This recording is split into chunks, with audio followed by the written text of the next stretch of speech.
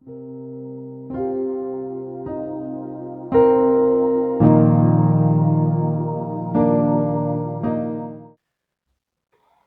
hermanos, bendiciones a todos y os mando un saludo de vuestra iglesia hermana que tiene lugar allí en el pequeño pueblo de El Hacha.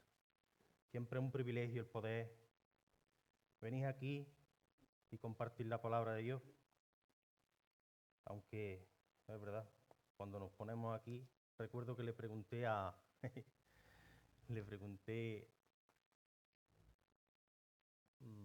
¿cómo se llama? A David Barceló. Le pregunté si sentía nervioso cuando fue a la conferencia de expositores allí a la de John MacArthur y me dijo con un humor muy andaluz, la verdad, me dijo, no, dice, tienes nervios, pero cuando te acercas allí a ese púlpito, tienes superpoderes y se te quita todo. Me dijo eso, la verdad. Yo pensaba que eso me iba a pasar aquí también, pero no. Porque la verdad es que es intimidante el hecho de ponernos aquí delante, habiendo tan buenos expositores como hay aquí. Nos sentimos chiquitillos, pero bueno, damos solo lo que Dios nos da. Permitidme que clame por mi vida y por la vuestra en esta mañana. Padre nuestro, tú que vives y reinas, Señor. Tú que abres puertas y nadie puede cerrar. Y cierras y nadie puede abrir, Señor. A ti clamo en el nombre de Cristo para que me utilices, Señor. Utilices mi vida sencilla, frágil. Yo sé que tú no necesitas de mucha materia para bendecir a tu pueblo, Señor.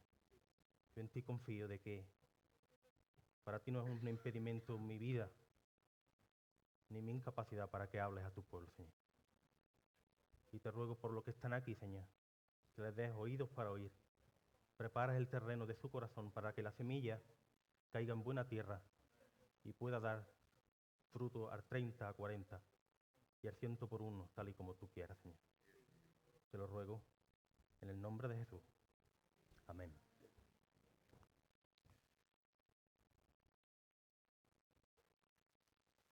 Si yo os preguntara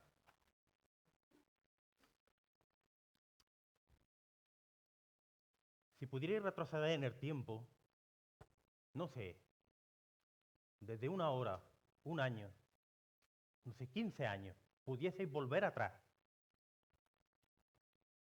¿cambiaríais algo? ¿O haríais algo de otra manera?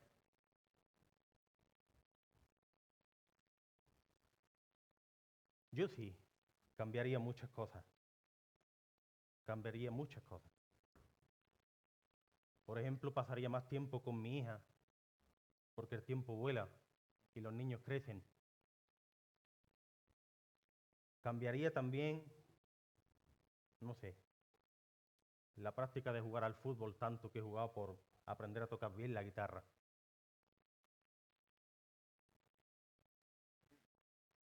Pero el hecho de que si has respondido esa pregunta como yo, de que si volviéramos atrás, no haríamos ciertas cosas o las cosas que hemos hecho las haríamos de manera distinta. Estos deseos de nuestro corazón apuntan hacia una necesidad imperante. Una necesidad de lo que vamos a ver hoy. Una necesidad de arrepentimiento. El arrepentimiento. ¿Qué doctrina y qué idea y qué palabra tan desaparecida del púlpito de las llamadas iglesias evangélicas hoy día?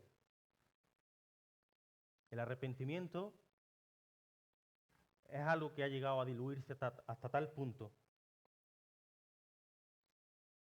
y a distorsionarse de tal manera que poco tiene que ver con lo que la Biblia enseña. Hay una terrible aversión un rechazo tan grande a proclamar y llamar al arrepentimiento. Hoy en día, ven a recibir sanidad, que viene un profeta sanador. Hoy es el sueño por el que tanto has pedido y tanto has deseado, ya está en camino. Hoy os voy a dar 3 pasos para desatar la bendición de Dios. Pero hoy, mientras yo viva y el Espíritu Santo me deje anunciar la palabra de Dios desde este púlpito, desde el púlpito del hacha, proclamaré con mi debilidad, proclamaré la palabra de Dios.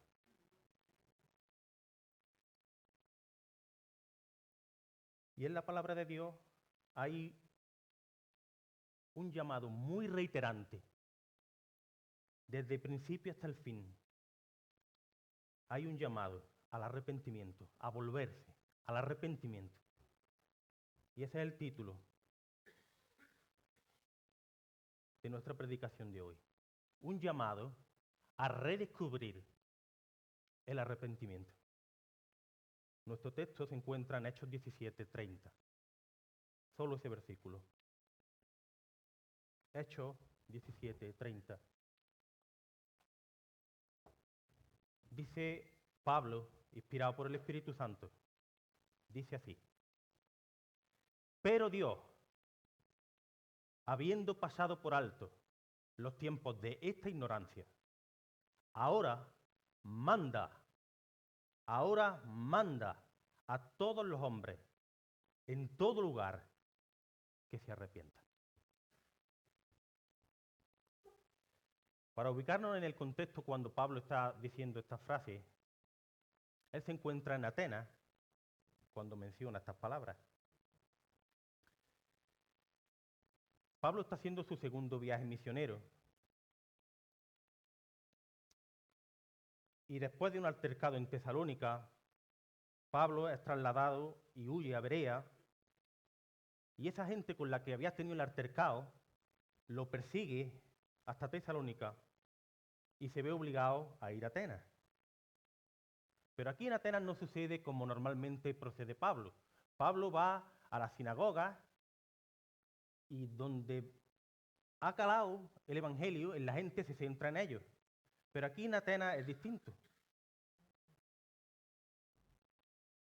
En Atenas cuentan los versículos del capítulo 17 que Pablo está por la ciudad y ve muchos altares a muchas divinidades, tal y como los griegos de aquel tiempo hacían. El dios fulano, el dios perengano, el dios sultano. Y hay uno que no hay nadie, y dice el dios no conocido. Entonces dice también la palabra que los atenienses no se preocupaban en otra cosa sino en escuchar cosas nuevas. Ellos son muy dados a la filosofía, de allí vienen aquellos grandes pensadores. Pues claro, como Pablo decía estas cosas tan raras, y ellos no se preocupaban en nada que no fuese nuevo, pues le dicen a Pablo, ven con nosotros, vamos allá a un lugar, a un sitio para que pongas cuáles son tus nuevas filosofías. Y en esa predicación, delante de esa gente, es donde dice estas palabras: pero Dios,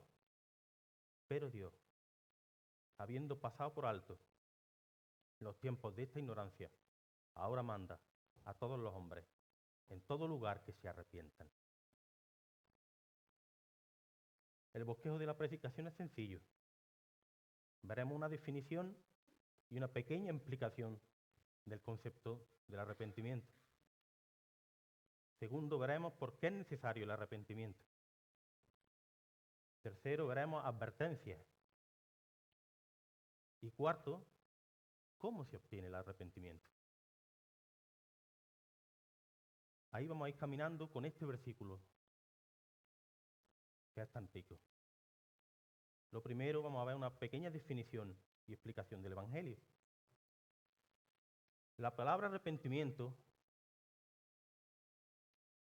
en su forma más sencilla y simple, significa un cambio de mente. pero un cambio de mente que involucra un cambio de nuestra conducta, un cambio de conducta. Un cambio de conducta con respecto al pecado y un cambio de conducta con respecto a Dios. Y es que el arrepentimiento comienza cuando cambiamos nuestra mentalidad con respecto a Dios. Digamos que puede ser así. El arrepentimiento comienza con un reconocimiento del pecado, un alejamiento del pecado y un acercamiento hacia Dios. Pero si cambiamos un poco los términos, que a mí me gusta más definirlo así, cuando nos acercamos a Dios, entonces empezamos a reconocer lo que es el pecado y en consecuencia nos alejamos de él para acercarnos a Dios.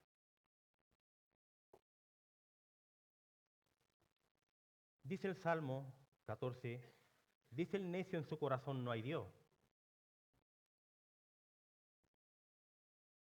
Pero no necesariamente tenemos que hablar de ateos. Vivir sin tener en cuenta a Dios es vivir como si Dios no existiera. Y así hemos vivido todos. Esta es nuestra mentalidad hasta que el arrepentimiento se da en nuestra vida. Pasamos de vivir de manera indiferente a Dios a vivir sabiendo que siempre y absolutamente siempre estamos delante del rostro y los ojos de Dios. Es un giro de 180 grados en cuanto a Dios. Vamos en aquella dirección y cambiamos 180 grados a tal y como vemos a Dios. Antes no queríamos nada de nuestra vida, íbamos donde queríamos, no consultábamos nada, no queríamos a Dios en nuestros medios, pero cuando viene el arrepentimiento es un giro de 180 grados y todo lo que hacemos, pensamos y decimos, Dios está aquí, Dios está aquí.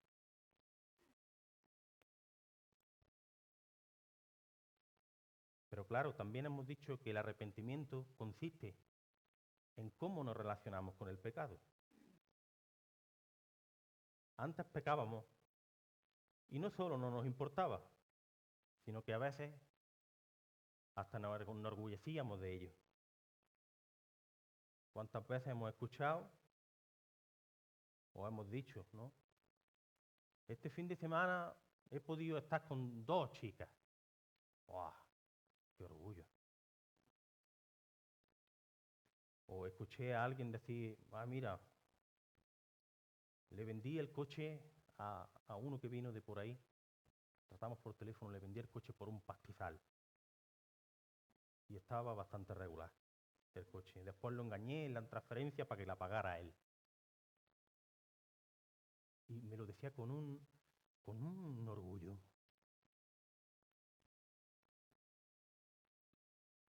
Josiah Grauman expresa el arrepentimiento de esta manera que me encanta. El arrepentimiento pasas de abrazar el pecado a abrazar a Cristo. Me encanta esa definición de arrepentimiento. Pasas de abrazar el pecado a abrazar a Cristo. Y no puedes decir que ha abrazado a Cristo si sigues abrazando el pecado. Pero el ejemplo supremo, o el ejemplo para mí de más evidencia que tenemos en la Escritura, conforme a arrepentimiento, es el apóstol Pablo. ¿Quién era Pablo antes de que Cristo viniera a su vida? ¿No era un perseguidor de la iglesia? Pero cuando Cristo le llama y lo confronta y lo transforma, él mismo, Pablo, en Hechos 26, relata su testimonio y pasa de ser un perseguidor de la iglesia, pasa a ser el perseguido. De arrastrar a la gente, a él mismo ser arrastrado y encarcelado por causa de Cristo. De obligar a blasfemar a la gente en contra de Cristo, él está dispuesto a morir por no negar y proclamar a Cristo. Él pasa de sentirse orgulloso de ser judío de alta alcurnia, circuncidado al 8º día, de la tribu de Benjamín. Pasa de eso a decir todo lo estimado por basura, como pérdida, por conocer el amor de Cristo. Creo que es el ejemplo más claro de arrepentimiento. Y es que eso es en esencia lo que significa el arrepentimiento. Un giro de 180 grados, no 360 como algunos dicen, porque si no estamos en el mismo sitio. Si no estamos en el mismo sitio.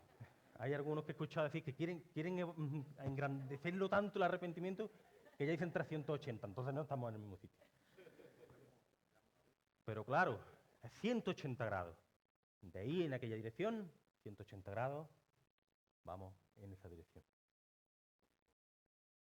Pero puede que alguien piense que eso del arrepentimiento es algo para aquellos que no son creyentes. Yo ya me arrepentí cuando vine a Cristo, ahora es la santificación. Martín Lutero dice que cuando Jesús dice arrepentido, él ha querido decir que toda la vida del creyente es arrepentimiento. ¿Pero por qué? ¿Por qué aún siendo creyente toda la vida es arrepentimiento? La respuesta es fácil. Antes de ser creyentes, pecábamos, ¿cierto o no? Ahora siendo creyentes, pecamos, ¿cierto o no? Pues entonces necesitamos arrepentimiento.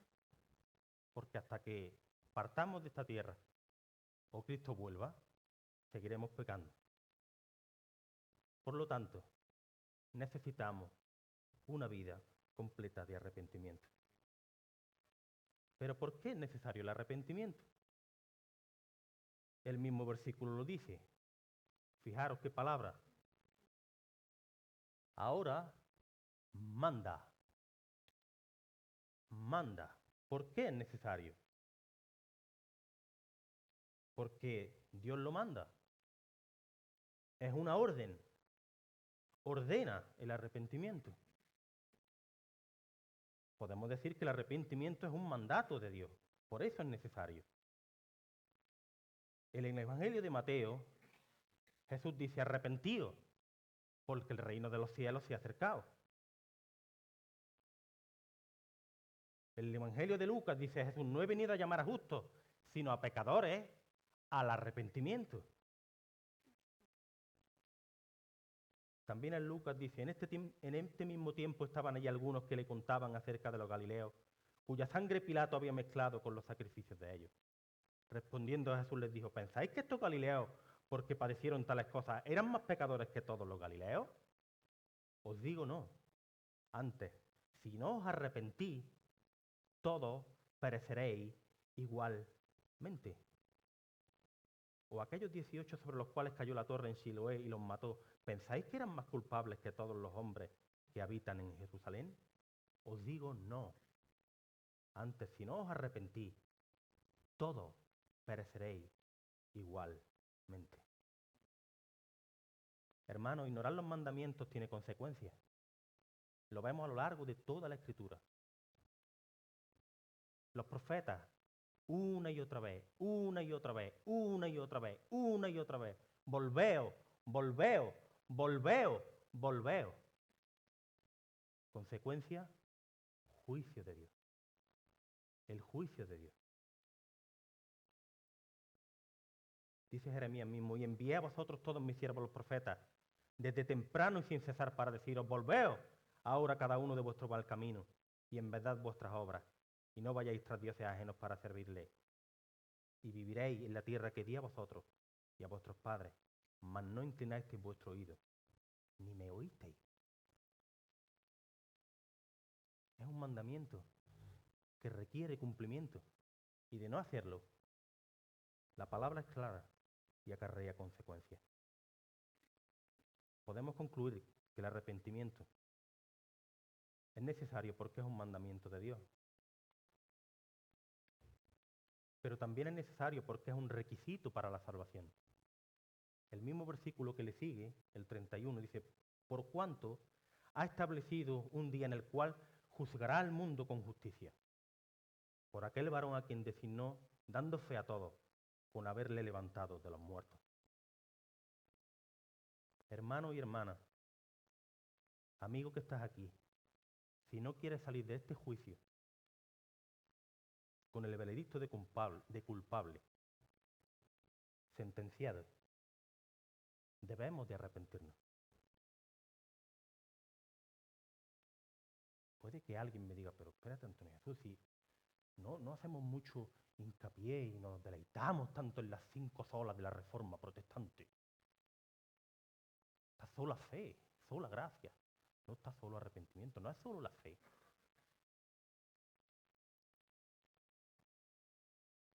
Cuando hablamos de arrepentimiento, en términos de salvación, lo que estamos queriendo explicar es cuál es nuestra respuesta al mensaje del Evangelio.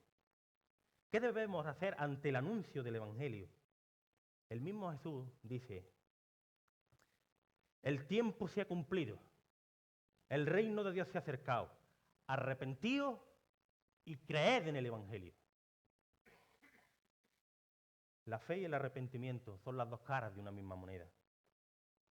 Una moneda que solo tiene una cara no sirve. La fe y el arrepentimiento van completamente juntos. Si tienes fe y no tienes arrepentimiento, tu fe no es verdadera, porque la fe verdadera nos llevaría a un verdadero arrepentimiento. Verdadero arrepentimiento. Esto nos lleva al tercer punto. 2 advertencias. Verdadero arrepentimiento. ¿Por qué digo verdadero arrepentimiento? Porque hay arrepentimiento verdadero y hay arrepentimiento falso. Hay o habrá arrepentidos que padecerán en el infierno y arrepentidos que irán al cielo. Lo que determina esta variante es si el arrepentimiento es verdadero o es falso. Pero ¿cómo identificarlo? ¿Cómo sabemos cuándo es verdadero y cuándo es un arrepentimiento falso? El falso arrepentimiento es el que solo genera angustia, dolor o miedo por temor al castigo. Te lo explicaré, os lo voy a explicar con un ejemplo. Las que tenéis hijas como yo tengo, bueno, ya está casada, lo vais a entender bien. Tienes a tus niñas chicas y tú ya les has encargado diciendo, no me cojas las pinturas, ¿eh? No me cojas los pintalabios, ni me cojas las sombras, ni me cojas nada de esto, ¿eh? Bueno, pues tú entras al cuarto, entras a tu dormitorio y la ves a ella, todo pinturreado, y ella automáticamente que te dice, mami, perdona, lo siento, me arrepiento. No, perdona, mami. Ese arrepentimiento es falso. Porque se arrepiente no porque ame a su mamá, sino porque no quiere el castigo. Ella no quiere el castigo.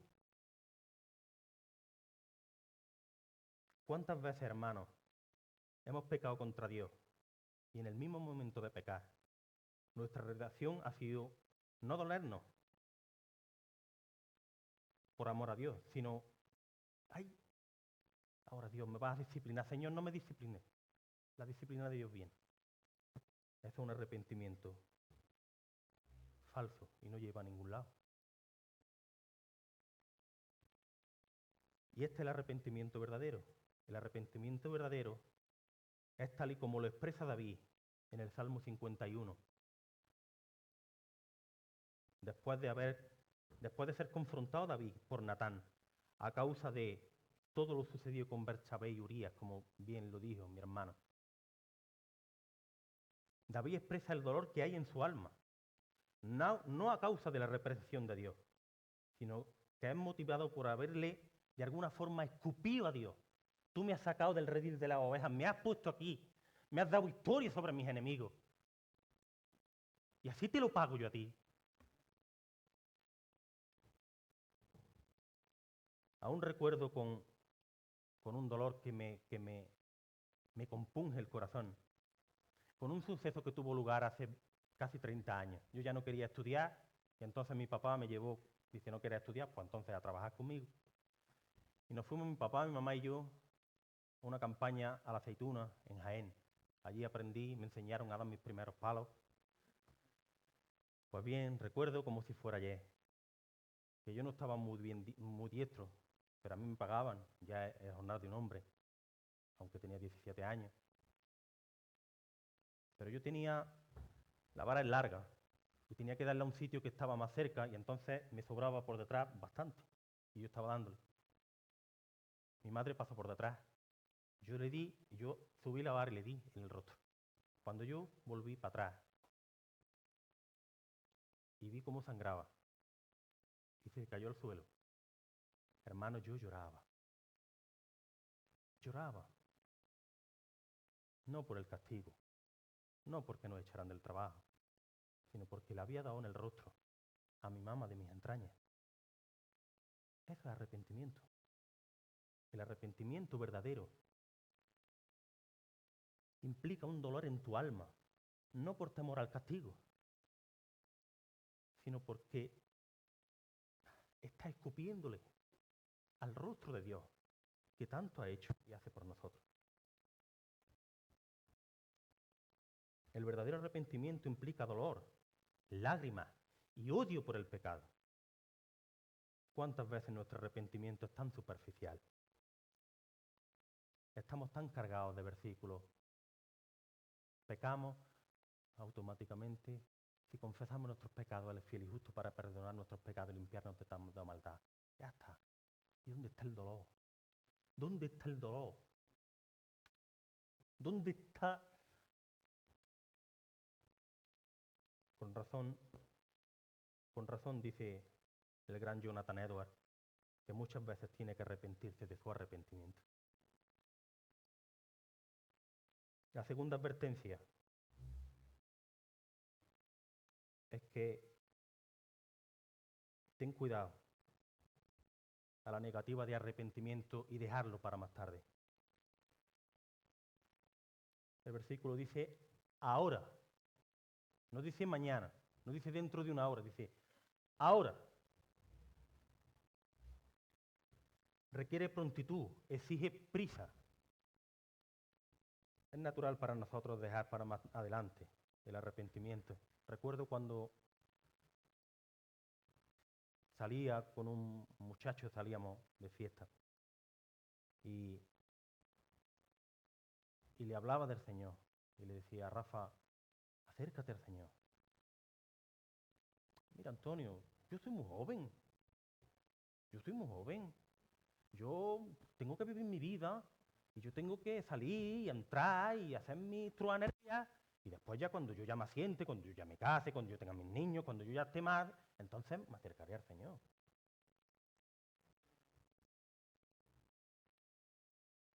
Hermano y hermana, compañero y compañera y amiga que estáis aquí, aprovecha el tiempo. Sé sabio y benefíciate de la paciencia de Dios. Aprovecha el momento. Aprovecha el curios de Dios y arrepiéntete. Cuanto más tarde, tanto más difícil será el arrepentimiento. Si te detectaran un tumor maligno, ¿lo pospondrías?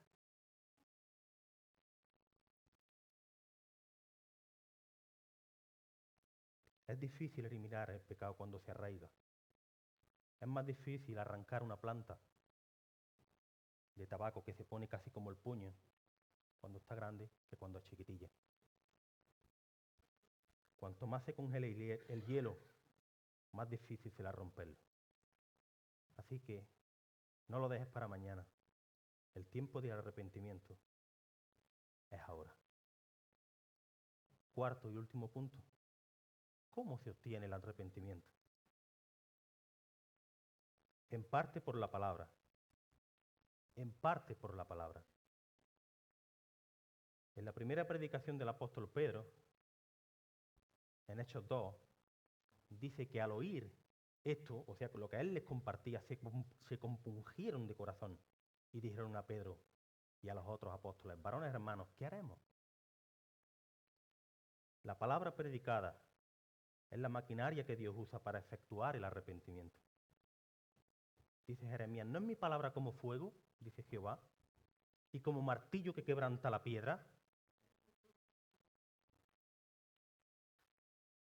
O sea que el arrepentimiento se consigue en parte por la predicación de la palabra. No tengas excusa a la hora de venir a cualquier asunto. que tenga que ver con la iglesia. El arrepentimiento y la fe viene por el oír la palabra del Señor. No lo dejes para otra cosa que es mucho más insignificante. Hermano, sé que viene el verano, sé que viene la calor y la playa está muy bien.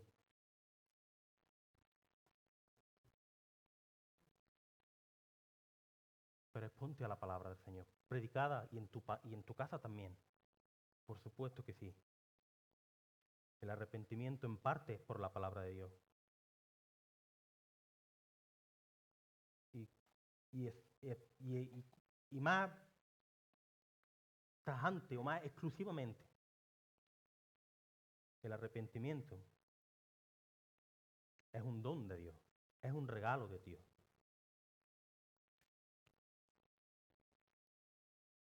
Los que anunciamos la palabra somos solo esto, conductos, somos como una flauta o como un saxofón que me enseñó ahí Edison.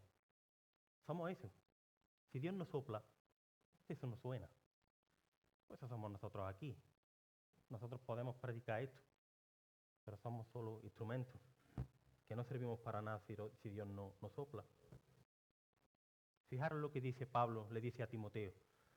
Porque el siervo del Señor no debe ser contencioso, sino amable para con todos, apto para enseñar, sufrido, que con mansedumbre corrija a los que se oponen, por si quizá les conceda que se arrepientan, por si quizá Dios les conceda que se arrepientan, para conocer la verdad y escapen del lazo del diablo. El arrepentimiento es un don, es un regalo de Dios. Fijaros también cuando Pedro les anuncia a los hermanos que están en Jerusalén cómo los gentiles también recibieron, igual que ellos, el bautismo del Espíritu Santo. Si Dios pues les concedió también el mismo don que a nosotros, que hemos creído en el Señor Jesucristo, ¿quién era yo que pudiese estorbar a Dios? Entonces, oídas estas cosas callaron y glorificaban a Dios diciendo, de manera que también a los gentiles ha dado Dios arrepentimiento para vida.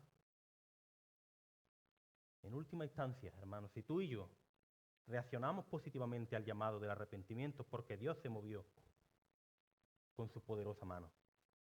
Al igual que la fe, el arrepentimiento es un regalo concedido por el único soberano Dios que tiene misericordia de nosotros, pobres impíos. No hemos creído, hermanos, porque somos más buenos que otros. Si hemos creído y vivimos con un corazón arrepentido porque Dios se movió con su palabra como un martillo y rompió nuestro corazón impenitente. Pero recuerda algo. Dios, Jesús exige el arrepentimiento. Arrepentíos y creed en el Evangelio. Lo que Dios exige, lo que Jesús te exige, ama a tu prójimo como a ti mismo, ya lo hizo Él. Coge tu cruz cada día y sígueme, ya lo hizo Él. Arrepentíos. ¿Recordáis la cena del Jordán cuando está Juan el Bautista? Un bautismo para arrepentimiento. Y se acerca a Jesús. ¿De qué se tiene que arrepentir Jesús? Por eso Juan dice, ¿cómo vienes tú a mí si eres tú el que me tiene que bautizar a mí? Las palabras de Jesús dicen, deja que se cumpla toda justicia. Jesús ha cumplido todo y cada uno de los requerimientos de la ley por ti y por mí.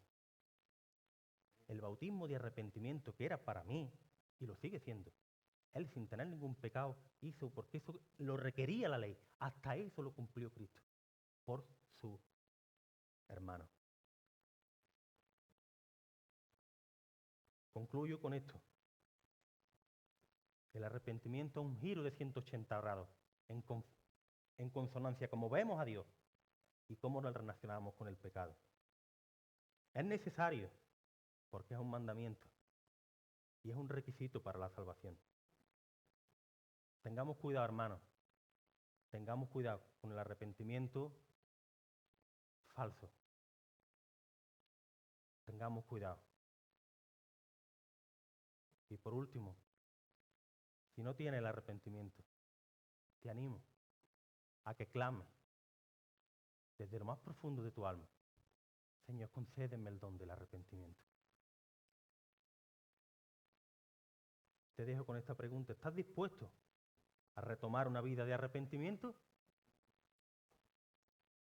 Creo que muchos debemos de decir hoy, tal y como dijo Jonathan Edwards. Muchas son las veces que tengo que arrepentirme de mi arrepentimiento.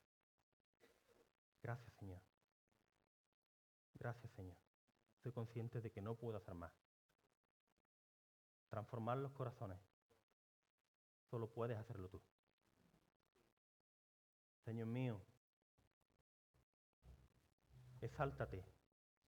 Glorifícate tú, Señor.